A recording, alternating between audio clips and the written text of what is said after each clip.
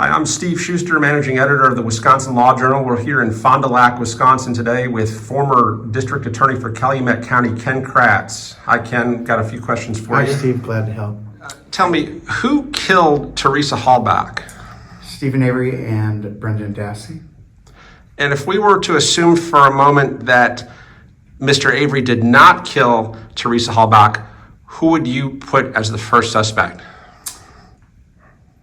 Nobody. To the best of your knowledge, do you believe that Manitowoc County law enforcement or any other law enforcement entity planted evidence in this case? Not in this case, and I don't know of any other case. Ken, if you had been on the other side of the fence during the initial prosecution and you were Steven Avery's original defense attorney, how would you have handled this differently?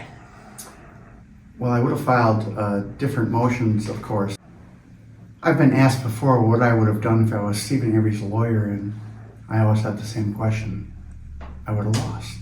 We disproved all of the defense theories about planting, in our case, even before they really raised it.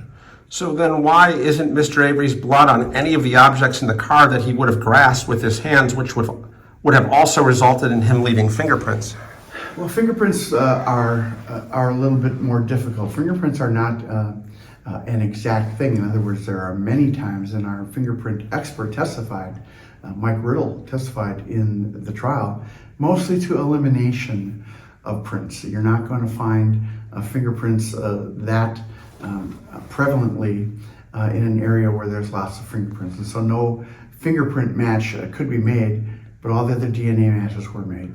So then why was Mr. Avery's blood not present on the key to the RAV4, the driver's door handle, the rear passenger door handle, the steering wheel, and the gear shift? Well, as I indicated, I think it happens later in time. You need to know when Steven Avery was bleeding. He was bleeding after he had parked the RAV4, so there were only a couple places that he would have reached in. By the way, my theory is he reached in across from the passenger door over towards the ignition to unlatch the hood in order to get under that.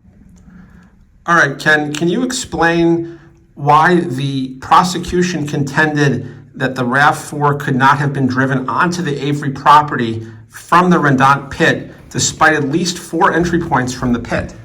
The suggestion that this vehicle was placed somewhere and just dumped can't be true at all. There were attempts made to camouflage, to hide the vehicle. Now think about this a second. If you want to hide a vehicle, you don't want it to be found. If you want to plant a vehicle, it has to be found.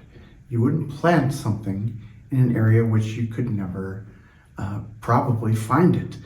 If you camouflage something, it's inconsistent with planting. Just like the bullet in the garage, Attorney Zellner's bullshit claim about that bullet being planted just avoids any kind of common sense. How would you have got that bullet in there? Did you plant it hoping someday that Brendan Dassey would say that there was gunshots in the garage and that might be found someday? Remember, the bullet wasn't found until after Brendan made his statements. The same thing as the hood latch DNA.